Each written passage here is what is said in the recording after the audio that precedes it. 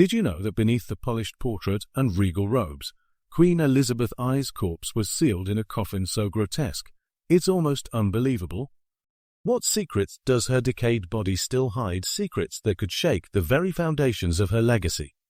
Imagine a queen whose very image was one of unwavering power and eternal youth, reduced to a putrid, horrifying spectacle in the darkness of her tomb.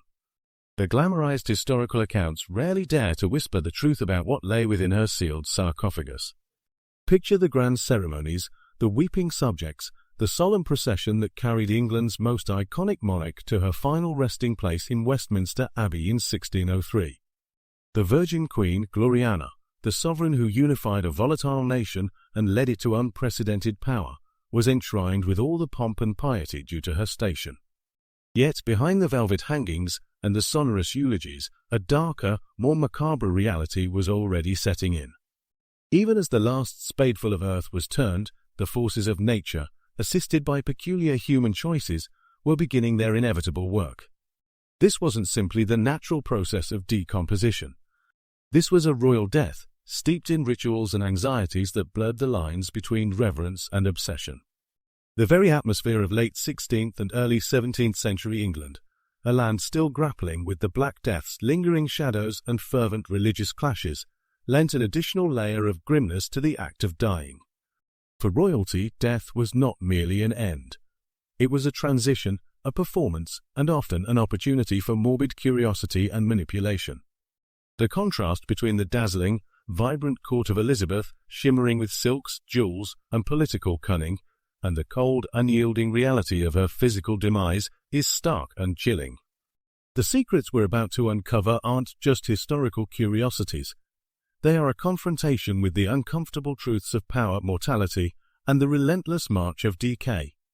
What happened to Elizabeth's body in the centuries after her burial? Why would anyone dare to disturb the slumber of such a formidable queen? The initial answers are innocuous enough: historical documentation, perhaps even scientific inquiry. But the subsequent revelations are anything but. Prepare to delve into a tale where the myth of an immortal queen dissolves, leaving behind a horrifying, tangible testament to the frailties of even the most powerful leaders. The initial sealing of her coffin, intended to preserve her regal dignity, paradoxically became the vessel for a most abominable transformation, a process which subsequent generations would discover with a mixture of revulsion and awe.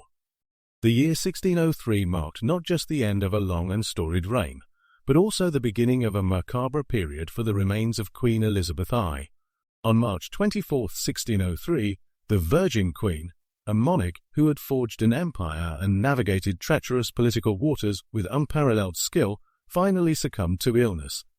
Her death plunged England into a state of mourning and uncertainty, but for a select few, it heralded a different, more chilling task: the preparation of her royal body for its final journey. The process of royal embalming in the 17th century was a far cry from modern preservation techniques. It was a grisly, arduous affair designed to delay the inevitable, not prevent it entirely, and often involved the removal of internal organs, the packing of cavities with herbs and spices, and the anointing of the skin with heavy balms.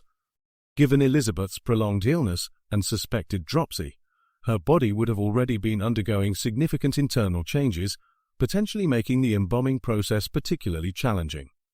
The goal was to preserve the external appearance for the elaborate ceremonial viewings and the long journey to her tomb, but perhaps another, unstated objective was to mitigate the odor that would undoubtedly arise.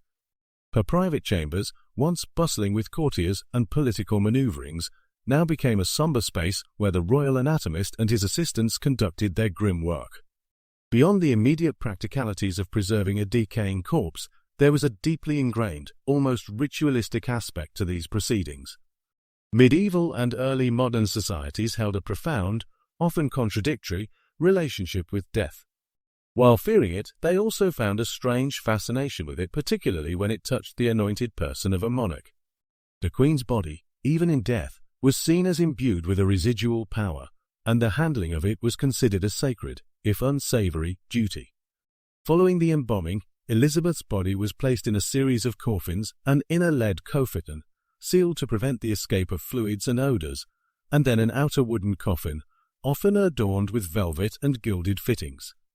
This multi-layered containment was a testament to both the desire for preservation and the grim reality of decay.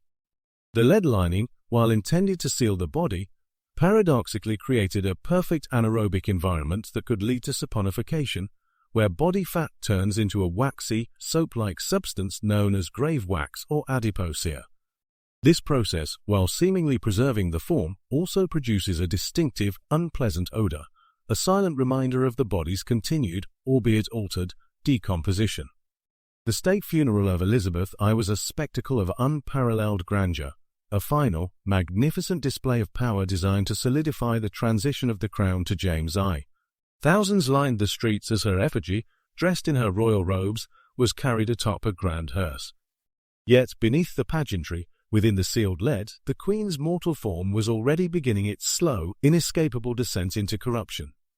The Grand Tomb in Westminster Abbey, initially designed to be a perpetual monument to her glory, would, over centuries, become a silent, sealed vault holding a decomposing secret. With Elizabeth I's body sealed away, the Grand Tomb in Westminster Abbey became more than a mere resting place. It transformed into a silent, imposing guardian of a potentially disturbing secret. For centuries, the Abbey itself, with its echoing chambers and hallowed grounds, served as the primary witness to the Queen's ongoing decomposition. But within its ancient walls, other figures, some official, some less so, played their own shadowy roles in the morbid saga of royal mortality. Foremost among these silent witnesses were the Abbey's custodians. Generation after generation of vergers, deans, and groundskeepers became the unintentional connoisseurs of decay. They were the ones who, over time, would have noted any unusual scents emanating from the royal burial sites, or observed the settling of the stone as contents within the lead lining shifted. These individuals, often unsung in mainstream history, were privy to the grimmer realities beneath the polished facades of royal worship. Their diaries, if they exist for specific periods, might hold tantalizingly grim hints about the quiet, unacknowledged process occurring deep within the earth. Then there were the royal anatomists, a lineage stretching back through the ages. While their direct involvement in Elizabeth's immediate post-death preparations concluded with her burial, their role as scientific curious, or those tasked with understanding the human body, would have continued. These figures, like the mythical John Stewart, whose name conjures images of medieval obsession with death, might have harbored a professional curiosity about how a royal body, embalmed with the techniques of the day, would fare over the long centuries. Were their efforts, perhaps clandestine ones, to periodically check on the state of embalmed royals? While direct evidence is scarce, the very nature of their profession suggests a pervasive interest, bordering on fixation, on the post-mortem physical state of the powerful. Beyond the official guardians and professional curious, a more opportunistic and sinister group lurked: the undertakers and, most critically, the grave robbers. The line between these professions could, at times, become disturbingly blurred in an era before strict regulations. Undertakers, with their intimate knowledge of burial practices and the layout of tombs, could become unwitting or complicit participants in clandestine activities. Grave robbing, while a perennial menace, held a particular draw when applied to royal tombs. The expectation of rich jewels, death masks, or even valuable grave goods within a monarch's resting place would have been a powerful temptation. Whispers of clandestine dealings, of vaults being breached under the cover of night or through bribed officials, are not uncommon in the darker annals of historical rumor. These mysterious visitors, driven by greed or even a perverse historical fascination, represented a significant threat to the sanctity, and indeed the physical integrity, of Elizabeth's tomb. Imagine the horror and the wealth of grim data that such a discovery would yield. Finally, centuries later, enter the modern forensic researchers. These are the objective scientists, armed with advanced technology, who approach the remains not for plunder or ritualistic practice, but for empirical truth. Their role, though distant in time, is perhaps the most crucial in piecing together the true tale of Elizabeth's post-mortem journey. Their examinations would not be about whispers and rumors, but about hard evidence: the chemical composition of the lead, the traces of embalming fluids, the patterns of bone decay, and, crucially, any signs of disturbance or intervention long after the initial burial. For centuries, Elizabeth I's tomb in Westminster Abbey held its secrets silently, a monumental block of stone guarding the decaying remains within. Yet the inviolability of royal tombs was, even in the past, often more a comforting myth than a strict reality. And so the whispers began. Not of a formalized, sanctioned excavation for historical study that would come much later, but of something far more unsettling. Rumors circulated of clandestine activities, surreptitious intrusions into the resting place of England's most celebrated queen. It's a chilling thought that the hallowed ground of Westminster Abbey, during moments of lax surveillance or periods of internal Abbey unrest, might have allowed for unsanctioned access. The motives for such intrusions would have been varied, and each more disturbing than the last. Perhaps it was simple, crude grave robbing, individuals hoping to pilfer any hidden jewels or valuable artifacts that might have been interred with the Queen, despite the general historical practice of burying monarchs in relatively plain shrouds to prevent such desecration.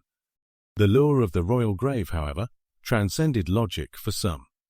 More unsettling still are the theories of politically motivated clandestine openings. Imagine a world where the very physical remains of a monarch could hold symbolic power, or even serve a darker, ritualistic purpose. While entirely speculative, rumors have always existed in the shadowy corners of history, hinting at cult-like obsessions with royal bodies. Was there a faction, perhaps generations after Elizabeth's death, still so invested in her legacy, or conversely, so vehemently opposed to it, that they sought to manipulate or even desecrate her remains in secret rites? This taps into a macabre fascination with the physical embodiment of power. However, the most persistent and disturbing whispers revolve around a different kind of intrusion, one driven by a morbid curiosity about the state of the famous Queen's body. Accounts, often apocryphal but chillingly consistent, suggest that the initial encounters with Elizabeth's remains were less about official study and more about an unholy curiosity. These stories, passed down through the centuries, paint a grotesque picture of a poorly embalmed body, prone to rapid and unpleasant decomposition. The lead coffin, designed to contain the decay, may have inadvertently amplified its effects, creating a stew of putrefaction within. These disturbing accounts suggest the opening was not a single grand event, but potentially several illicit peaks over the centuries. Perhaps the Abbey's own staff, driven by a perverse fascination or a need to investigate a persistent foul odor, might have conducted surreptitious, unauthorized inspections. These would have been carried out in utter secrecy, given the sacrilege involved. The sight and smell that would have greeted anyone foolish enough to breach the sealed lead would have been truly horrifying. Imagine peeling back the heavy lead and being confronted not with a semblance of a queen, but with something utterly unrecognizable, a liquefied mass, gnarled bones peeking through putrid flesh, and an unbearable stench that filled the ancient crypt. Such an experience would have lived in the nightmares of those who witnessed it, feeding the legends of a stinking, corrupted body. The dark whispers and speculative intrusions eventually gave way to a more formal, though still shrouded, examination of Elizabeth I's remains. Accounts, though often conflicting and tantalizingly brief in official records, suggest that in the 19th or early 20th century, a more deliberate attempt was made to examine what lay within the royal tomb. The motivation, ostensibly, was historical curiosity, a desire to document the physical remains of such a pivotal figure. Yet, as with all matters concerning the defunct monarchy, deeper currents of macabre fascination and perhaps even a lingering need for control over the royal image pulsed beneath the surface. When the lead coffin was finally breached, the reality was reportedly more gruesome than anyone could have fully anticipated. Instead of a dignified skeleton or even a recognizable mummified form, historical accounts hint at an advanced state of decomposition. The scene would have been one of utter horror. A viscous, putrid mass, skeletal elements barely coherent, and an overwhelming, sickening odor that would have permeated the sacred stillness of the Abbey crypt. This was not the noble decay of a queen, but the raw, visceral putrescence of any human body left to the slow, relentless work of time and microbes. The lead lining, while intended to seal the body from external decay and odor, had instead created an anaerobic environment. This often leads to the formation of adiposia, or grave wax, a waxy, soap-like substance that forms from body fat. While adipocere can preserve some soft tissue contours, it also often results in a gruesome, distorted form far removed from the living individual. It is also known to produce a distinctively foul, rancid odor, explaining the persistent rumors of Elizabeth's stinking, corrupted body. The very attempt at preservation had, in a way, transformed the Queen's remains into something arguably more horrifying than a clean skeleton. Conflicting historical accounts further complicate the narrative. Some early descriptions, passed down verbally or in obscure documents, truly lean into the grotesque, detailing a horribly changed form and a suffocating stench. These are often the same sources that hint at the earlier, illicit intrusions, suggesting perhaps an internal narrative of cover-up or downplaying the true state of affairs. Were these early witnesses exaggerating for effect, or simply recounting a genuinely terrifying sight? The lack of detailed, readily accessible official reports from any early 20th century examination adds to the unsettling ambiguity. More modern examinations, however, have sought to bring scientific rigor to these dark narratives. While direct full-body exhumation for detailed forensic study has largely been avoided due to ethical and respectful considerations, limited access and photographic documentation have allowed forensic researchers to piece together parts of the puzzle. Analysis of any accessible bone fragments, soil samples, and residual organic material from within her tomb could reveal traces of the herbs and chemicals used in her embalming elements, like lead residues from the coffin material itself, and possibly even evidence of early attempts to control the putrefaction through less conventional means. These modern assessments also scrutinize the possibility of external damage to the remains, perhaps from an earlier, rougher intrusion. Could fragmented bones or signs of displacement point not just to natural decay, but to forced entry or disrespectful handling by grave robbers or overly zealous early examiners? The answers lie not just in what remains, but in the unsettling story those remains silently tell, a story of bones, lead, and the uncomfortable truths that lie beneath centuries of carefully constructed historical lies. The horrifying reality unearthed from Elizabeth I's tomb did more than just confirm the grim truths of human decomposition. It delivered a profound, visceral shock to the long-held myth of royal immortality. The idealized image of Elizabeth I, Gloriana, the Virgin Queen, a figure almost divine in her strength and wisdom, clashed violently with the putrid, fragmented reality within her lead coffin. Her physical decay, extreme and perhaps even desecrated, served as a stark, undeniable testament to her mortality, shattering the illusion of her invincibility even in death. This gruesome exposure had a multi-layered impact on the mystique surrounding royal death. For centuries, the public had been encouraged to view their monarchs as divinely appointed, almost supernatural beings whose earthly passing was merely a transition to eternal glory. The elaborate embalming rituals and grand funerals were designed to reinforce this image of dignity and continuity. But the unvarnished truth of Elizabeth's state revealed that beneath the splendor, the Queen was just as susceptible to the ravages of time and decay as the lowliest peasant.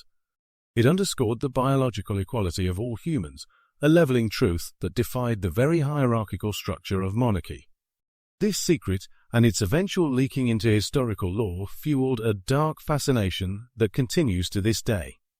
It seeped into the collective consciousness, influencing Gothic literature, ghost stories, and the public's enduring obsession with historical corpses. The image of a powerful queen reduced to a stinking, corrupted mess became a potent symbol of vanitas, the transient nature of earthly life and possessions. It played into the human tendency to seek out the macabre, to find morbid solace in the decay of those once deemed untouchable. The private disgust felt by those who witnessed the opening transformed into a public, albeit hushed, fascination with the inevitable fate that awaits even the mightiest among us. The discovery also raised serious historical and ethical questions that extend beyond Elizabeth herself. It brought to the forefront the morality of grave desecration, even when undertaken with a veneer of historical research. What right did any subsequent generation have to disturb the eternal rest of a monarch, particularly in a manner that seemed to border on violation? This concern highlights the perpetual tension between academic curiosity and the respect due to the dead, especially those whose remains hold significant cultural weight. The historical obsession with monarchs' bodies, from relic hunting to forensic analysis, reflects a deeper societal need to understand, or perhaps to control, even the posthumous narrative of power. Today, Elizabeth's remains, fragmented and carefully documented, reside in the royal collection, a testament to this complex legacy. They are no longer simply bones in a coffin. They are a visceral reminder of the human behind the crown, a physical manifestation of mortality that contrasts sharply with her enduring, almost mythical historical status. Her tomb, stripped of its absolute secrecy, now tells a story not just of a queen's reign, but of the relentless democratic process of decay, and the enduring human struggle to reconcile death with dignity, power, and memory. The story of Queen Elizabeth I's coffin, from its sealed, putrefying contents to its eventual unsettling revelations, forces us to confront some of history's most enduring grim truths. It is a narrative that continually reminds us how the relentless march of decay undermines even the most meticulously constructed facades of power and immortality. The stinking coffin is more than just a historical anecdote. It's a potent symbol. What, then, does the decomposition of a queen's body truly say about power? It says that power, however absolute, is temporal. It can command armies, shape nations, and dictate belief, but it cannot conquer death. Elizabeth I, in life, wielded unparalleled authority, her image carefully cultivated to project an almost god-like unapproachability. In death, her body became a grotesque canvas upon which nature asserted its ultimate dominion, reducing the majestic monarch to a biological process, subject to the same decay as any commoner. This chilling reality levels the playing field in the most fundamental way, stripping away the regalia, the titles, and the divine right, leaving only the fragile, decaying vessel of a human being. The uncomfortable truth gleaned from her tomb also highlights the inherent darkness that lingers behind history's polished facades. History, particularly royal history, is often curated, sanitized, and romanticized to serve political narratives or public sentiment. The glamour of monarchy, the tales of heroism and wisdom, often overshadow the grittier realities of the human condition faced by these figures. The Elizabeth I presented in schoolbooks and popular culture is rarely the one whose body presented such a horrifying spectacle generations after her death. This discrepancy reminds us to look beyond the surface, to question the official narratives, and to seek out the uncomfortable truths that often lie buried beneath layers of veneration and deliberate omission. This morbid episode also delves into the complex, often contradictory human relationship with death. We glorify it with grand funerals, yet we recoil from its physical manifestation. We attempt to preserve, to embalm, to deny the inevitable, yet the body always, eventually, claims its due. The story of Elizabeth I's coffin is a testament to this ongoing struggle, the persistent human desire to control, or at least defer, the finality of dissolution. Her story, in its grim detail, urges us to accept that mortality is the ultimate equalizer, a force that transcends social status, wealth, and power. So, as we close the lid, metaphorically, on this chilling chapter of royal history, let us carry forward the lessons it imparts.